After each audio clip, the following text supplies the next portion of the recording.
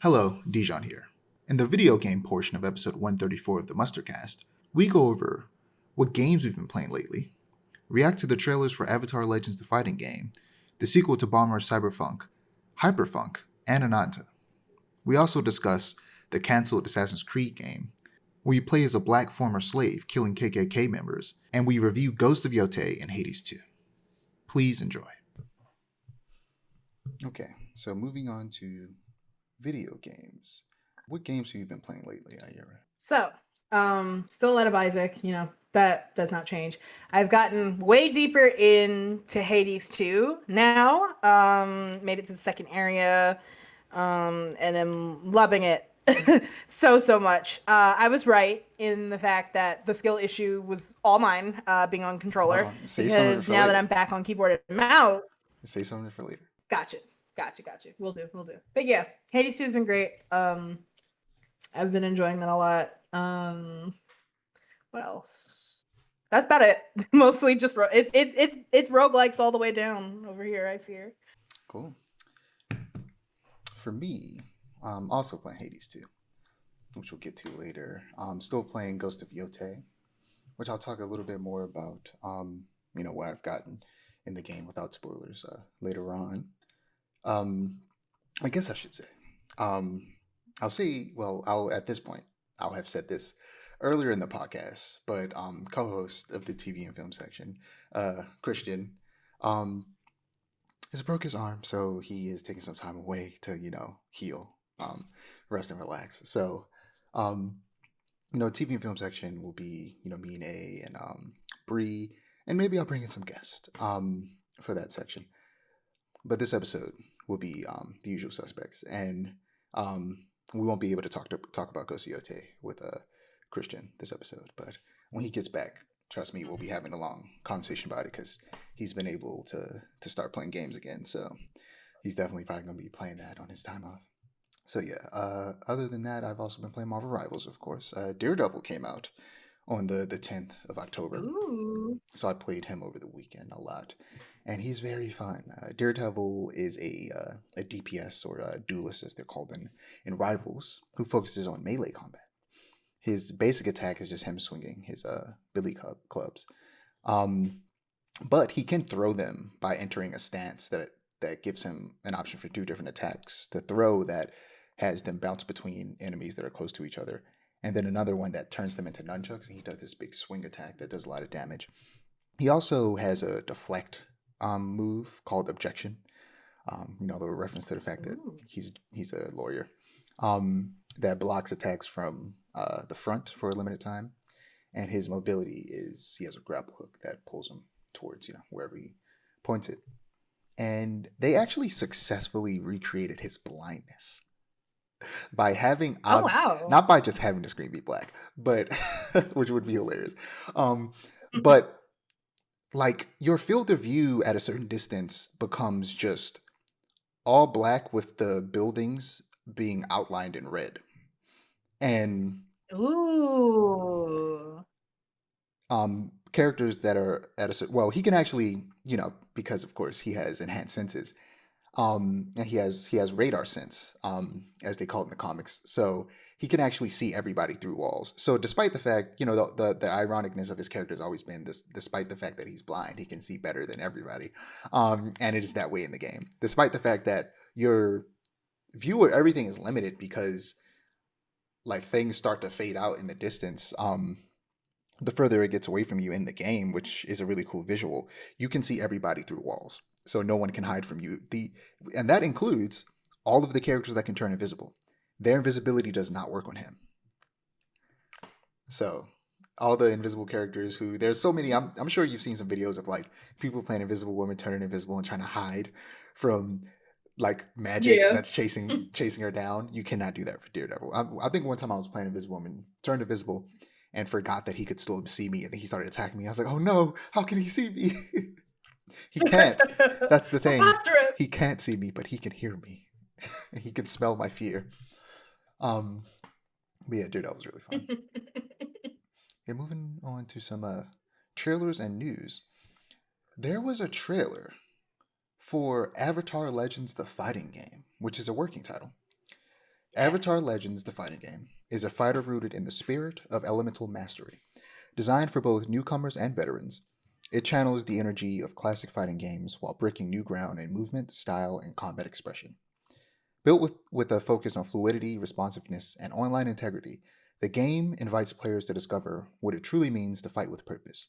With a hand drawn 2D art style, it is crafted to preserve the style and expressive animation of the original series. When I was watching the trailer, I was like, that's not 2D. It looks like it, but there's no way that's 2D. It's definitely like 3D made to look like 2D. No, it's 2D, and that's wild. Just straight up.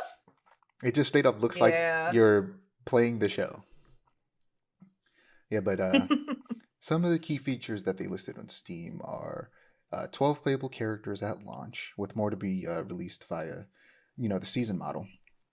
Selectable support characters who influence your fighting style and grant special moves. It sounds like they might be doing something similar to the cameo system in Mortal Kombat 1, where rather than having like a full-on tag system where you can switch between multiple characters, there is a character that you can just call in to do an assist move, but they're not a full playable character.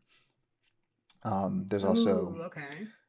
a unique flow system with movement-centric gameplay, a single-player campaign with an original narrative, combo trials, gallery mode, best-in-class netcode, which I think just means rollback netcode, and it would have crossplay. And yeah, there's no date yet, but yeah, it looks cool. I'm probably not gonna play it. Look, and it's not their fault. I don't play most fighting games. The only fighting game I play is Street Fighter and Mortal Kombat. That's all I play. I don't play That's Tekken. real. I don't play. There is. I'm gonna play Tokan when that comes out for sure. Hopefully that's the fighting game that I can play regularly. And once I start playing Tokan, I'm probably gonna start playing more Street Fighter 6 as well. There's also, what is it? 2XKO, the League of Legends fighting game that's free, but it's only on PC right now. As soon as it hits console, I'm gonna start playing that. But this one, it's gonna cost money, so I'm probably not gonna play it. It's unfortunate. I'm sorry. I'm sorry to you guys, but just No, that's real. there are very few fighting games that I'm into, or care to spend, money on. So it's just not gonna happen. Especially since you gotta pay for an additional service to play games online. It's like I just ain't got the money for it. Even though it looks really cool, I'll have fun watching people play it. And I'll maybe if I have a friend who has it, I'll play it with over their house or something. But I don't think it's a game I'll buy. Right. That makes sense. See, me, I'm kind of in the same boat where it's like I'm not really into fighting games usually, and they're not my forte. This I'm buying. I have been waiting for this for my entire life since I was a young lad. At the end of the airing of the first Avatar, like Avatar: The Last Airbender specifically, I have been waiting for this all my life. So this will be purchased, and I will be playing it, even though I'm not really into fighting games. Like I'm going to make myself like it. No fair. matter what. That's fair. Yeah, I've just been waiting for an open world create your own character avatar game where you play as a avatar in, probably like a past era that they could easily do that in because there's been hundreds of avatars and they could just have it set in a random era. And you just play as the avatar. And I just want that. That's the avatar game I want. Yeah, next we have Hyperfunk, the sequel to Bomb Rush Cyberfunk, which was the spiritual successor to Jet Set Radio. It got a trailer. Hyperfunk is an extreme trick and graffiti game from a bright future. Society is shaped by the effects of the hyper, the online space, as various graffiti crews compete in reality with style and ideology of how to interpret this new world. Use your skates, skateboard, or BMX to do tricks that fuel your personal boost pack. The higher your combo score, the faster you can boost up to ridiculous speeds. And some additional features they say are dynamic style wars. Crews can take over areas and compete with others on their own. Challenge other crews to a graffiti battle where you will compete in real time on who can bomb the streets best. Escape the police and claim the area. Strategically use 4 different types of graffiti to go over your opponents. Tags, throwies, pieces, blockbusters. Move freely around the city to grow your crew, find music tracks, and unlock the other move styles, and meet random online players in the hyper or hang out online with your friends in the streets. In a lot of ways, this sounds like what I think Skate, just Skate, I guess it's called, but Skate 4 should have been. Obviously, Skate is a more Right. realistic simulation of skateboarding. So I guess I forgot to mention that too. Actually, I've been playing Skate. This is a good place to talk about that. I played Skate last night. It's just fun. It's just fun to skate around in that game. And it feels like, I don't skateboard in real life. I've never done it, but it feels like what I imagine. It's Right. like where you see something, you see a line, you see like, okay, this trick would be cool, and you try to do it, and you fail and fail and fail until you succeed. And that's what I just do. I'm skating around the city, I see this cool area, and I decide to do a trick, and I sit there and do it until I can land it. And I did that, and it was a good time. Skate's fun. It just, it's rough around the edges. And I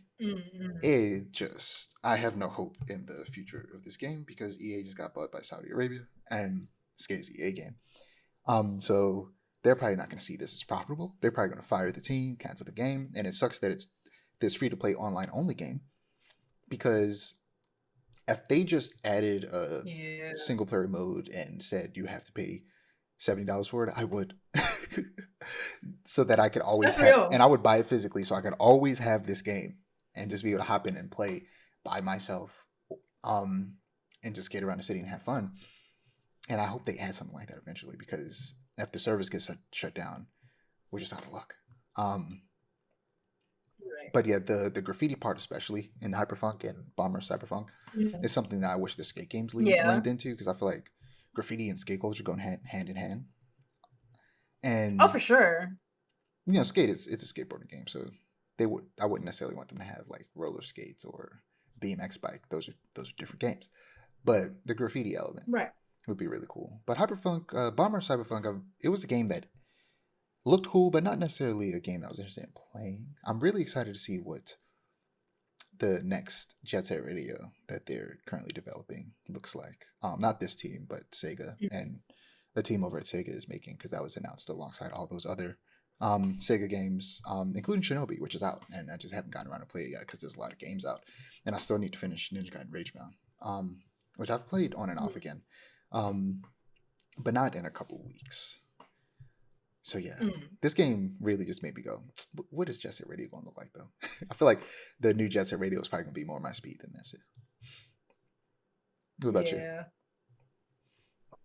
I don't know. I like the sound of it in theory. I really do think that the graffiti part you were mentioning sounds a lot like Splatoon, which I think is really fascinating. Like the idea of like kind of I guess Splatoon on wheels in air quotes, where it's like, trying to cover ground with your graffiti, but also doing sick tricks for points. Like I like what it is in concept. I need to see it in execution to know if I'll really like enjoy it or not. You know what I'm saying? Yeah, the hyper but it looks cool, like boost thing that they're talking about, where you just move extremely fast, seemed unwieldy. I'm curious how it'll actually work once people get their hands on it. Next we have Ananta, which is that insane looking, basically kind of like anime GTA that we've seen on and off again over the last couple of years. It was I forget what the former title was, but I think it was like Project. What was it actually? Let me look it up. Oh, it's Project Mugen.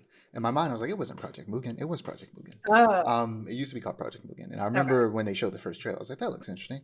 I'm excited to see what that turns out to be. And we see what it's turned out to be, and it's an open world free to play RPG, and it got a long gameplay trailer a few weeks ago, alongside some gameplay hands on from games journalists at Gamescom, and we didn't talk about it to save time in the last few episodes, but we have time today. And in the trailer, we see a hodgepodge of mechanics from existing games like Spider-Man style swinging, Sleeping Dog style fighting and combat, and Watchdog style hacking. And reportedly, this game is being developed reportedly, this game is being developed by around 800 people. And that does not surprise me with how much this game is trying to do while being free. Speaking of the price, it's also been confirmed to not be a gacha game, according to PC Gamer, despite all appearances. The upcoming free-to-play open world RPG Ananta isn't a gacha game, and it will only charge you for cosmetics and furniture, which is interesting. You definitely would have expected this to be a gacha game, and for you to have to pay for the characters and stuff. But no, Definitely. you can just unlock the characters by playing the game. There probably will be also a way to like fast track unlocking characters using money or something, but we'll have to wait and see.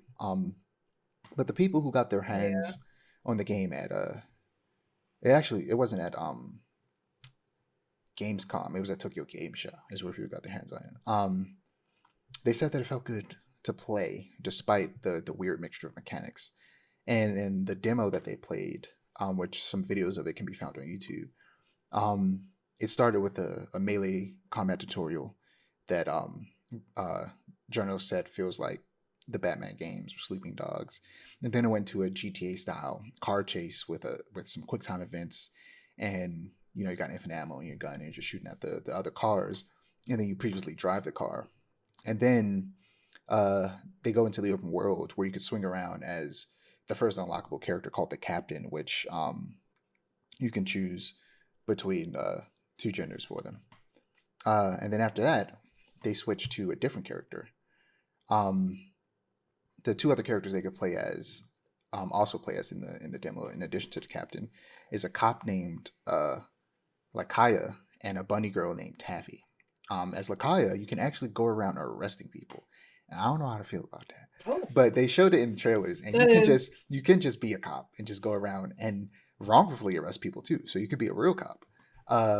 And yeah, it's just this game's wild. I mean, I'm not really surprised at that because I think GTA Online also has mechanics like that, but just the idea of like being an anime girl cop is so funny to me. Like there's so many options for this, and you choose to be an anime girl cop. Like that says a lot about you.